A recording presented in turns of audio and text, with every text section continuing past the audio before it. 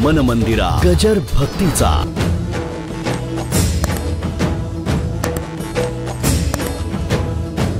किती संप्रदाय आणि किती माणसं येऊ दे आणि जाऊ दे, पण वारकरी संप्रदाय चंद्रसूर्य आहे तिथपर्यंत टिकणारा संप्रदाय. एक सहज बोलण्याच्या ओघात बोलतो, ही काही आगाऊ केलेली स्टेटमेंट नाही, वस्तुस्थिती आहे. 1000 वर्ष झाली हा संप्रदाय चालू आहे. त्याच्यापेक्षा आणखीन मागे जा. काळाच्या ओघात आले, नावलौकिक पावले आणि गेले असा नाही. हा मूळ धरून बसलेला संप्रदाय आहे. आणि या संप्रदायाचं वैशिष्ट्य असं आहे, सर्व थरातली मंडळी याच्यात आहेत. कोण नाही, गोरगरिबापासून करोडोपतीपर्यंत या वारीत माणसं असतात, या संप्रदायात माणसं आहेत. असो, भक्तीची ओढ, भक्तीची जिज्ञासा कुणाला मिळेल, हा खजिना कुणाला सापडेल? जो शोध घेईल त्याला. शोधच घेणार नाही त्याला कसा सापडेल? आणि म्हणून आपल्याला विषय मांडता मांडता 2-3 गोष्टी सहज सांगतो. आपण आलो, गवळणीना वेध लागले, लपाला की पुढलांची दृष्टी चोरी जे हा दृष्टी बंद निपजे, परी नवल लाघव तुझे जी आपण पे चोरी. इथे कशाची भूक आहे? कशाची भूक आहे? तर भक्ती अंतःकरणामध्ये निर्माण होणं. आणि मला असं वाटतं, भूक लागल्याशिवाय रस्त्याचं हॉटेल दिसत नाही.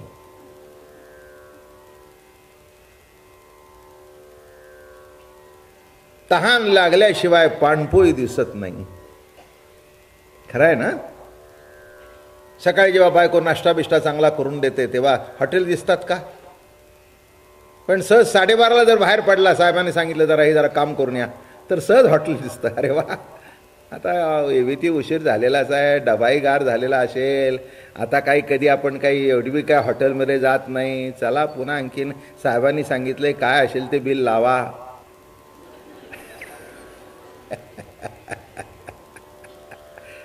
काय मग दोन्ही भत्ते मिळाले, मग हॉटेलमध्ये गेला, चांगलं जेवला बिवला मस्तपैकी, चांगलं झालं. वा, काय म्हटलं मी, एरवी ते दिसत नाही. भूक लागल्यानंतर दिसल्याशिवाय राहत नाही. 2 वर्षाच्या पोराला पोरी दिसतात का? दिसत नाहीत का? पण विशिष्ट वयात आल्यानंतर दिसल्याशिवाय राहते का? कारण काय? ती असू दे, तो असू दे, कोणी असू दे, एक विशिष्ट वयाचा भाग आहे. तसा अध्यात्म ज्ञानाचा सुद्धा वयात यावं लागतं, त्याशिवाय त्याची गोडी लागत. म्हणून मग शोध होतो. याच्याकरता असं आहे, शोधल्याशिवाय मिळत नाही. काय म्हटलं मी? मिळतं कोणाला? ज्यांनी शोधलं त्याला. ज्यांनी शोधलंच नाही त्याला कसं मिळतं? परमात्मा लपला तर शोधायला गेला म्हणून मिळाला. नाही, जाऊ दे, मिळत नाही म्हटलं तर तिथेच तोही गेला असता. त्याला असं वाटलं असतं याला आपली जरूर नाही, निघून गेला. निघून गेला. नीट लक्षात घ्या. पुष्कळचं काहीतरी तुम्हाला असं सांगावं असं वाटतं. आहे खजिना काही आमचा नाही आहे, आमच्या हातात फक्त त्यांनी चावी दिली.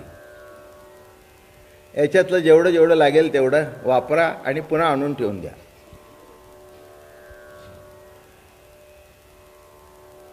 बरं का? तत्वता जर विचार केला तर बायका ह्या काही दागिन्याच्या मालकीण नसतात. Very daring statement.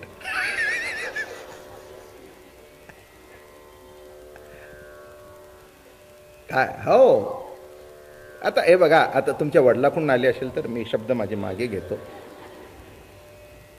आता समजा तुमचं स्त्री धन जर असेल तर त्याच्यावर तर कुणाचाच हक्क नसतो. पण समजा नवऱ्यांनी जर काही केले असेल तर त्याच्यावर हक्क कोणाचा असतो? मग काय असतं, ती बाईजवळ तो चावी देतो, हे घे, ते आण, घाल, आणून आल्यानंतर माझ्याकडे दे, उद्या सकाळी बँकेत ठेवून देतो. काय तसा हा वाटितो हे धन, धन्याचा माल आहे हा. ज्ञानोबा तुकोबा आमचे सद्गुरू बरं का. माल आणला, पण एक आहे, हे एवढी जी गर्दी आहे रोज, त्याला कारण एक आहे, आमचं काही नाही याच्यात. वैष्णवांचा माल खरा, तुरतुरा वस्तूशी. वैष्णवांचा माल खरा. ज्ञानदेव वैष्णव मोठा, विठ्ठल नामे मुक्त पेठा. ज्ञानदेव वैष्णव मोठा, नाथ बाबा मोठा वैष्णव, नामदेवराया मोठे वैष्णव, जगद्गुरु तुकाराम महाराज अवतार नाम याचा, असे हे मोठे मोठे वैष्णव. म्हणून वैष्णवांचा माल खरा. कितीतरी अंगाने विषय मांडता येतो. ज्ञानेश्वरी अध्याय 14 गुरुस्थितीचं वर्णन आहे. जय जय आचार्या समस्त सुरवर्या, प्रज्ञा प्रभा सूर्या सुखोदया, जय जय सोहम विसावया, सोहम भाव सुहावया, नाना लोक हेलावया, ऐकेगा तू. ऐकेगा अर्थबंधू, निरंतर कारुण्य सिंधू, विशद विद्या वधू वल्लभाजी. पुढे बघा, तू जया प्रतीलपसी, तया विश्व हे दाविशी, आणि प्रगटतई करिसी आगवेची तू. की पुढिलांची दृष्टी चोरीजे, हा दृष्टी बंद निपजे, परी नवल लाघव तुझे, जे आपण पे चोरी. असा चोरून राहिला. काय झालं त्या गवळणीना कळे ना. लपाला, होता खांदी कुठे गेला, कुठे लपला हे कळे ना. आक्रोश सुरू झाला. आक्रोश सुरू झाला. डोळ्यातून धार वाहू लागली सगळी. हे काना, हे कन्हैया, अरे हे प्रभू तू कुठे गेलास. आणि मग काल मी तुम्हाला म्हटलं 19 गोपीने 19 श्लोक गायले बर का, विविध अंगाचे आहेत.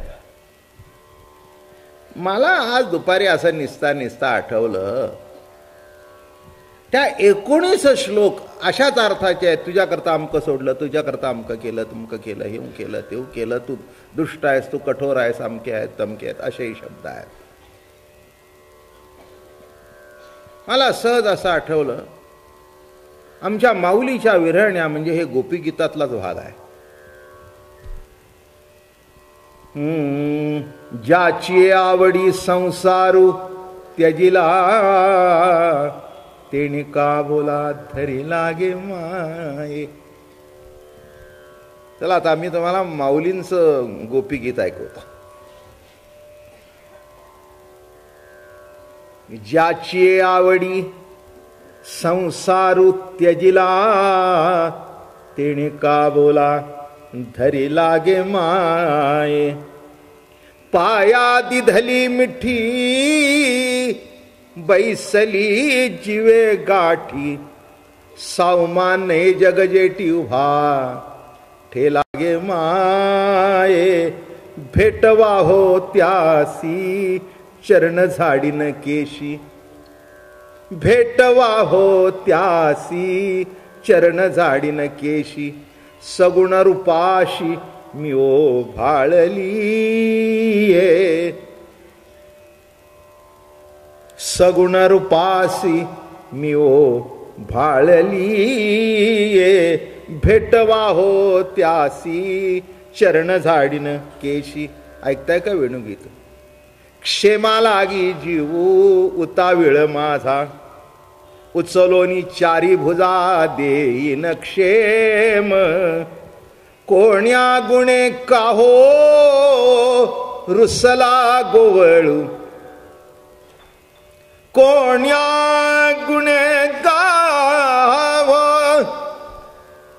कोण्या गुणे काहो रुसला गोवळू. सुखाचा चावळू मजशी न करी ओ माये. भेटवा हो त्यासी चरण झाडीन केशी. ऐस्या अवस्थेचे पिसे लावियले कैसे, ऐसे अवस्थेचे पिसे लावियले कैसे. चित्त नेले आपणिया सरिसे गे माये.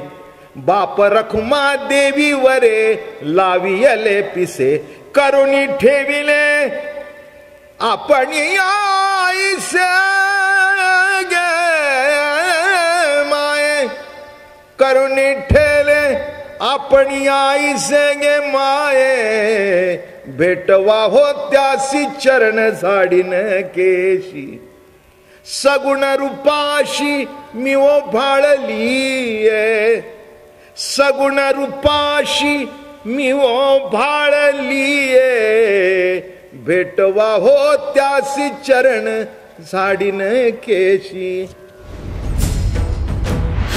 मन मंदिरा गजर भक्तीचा.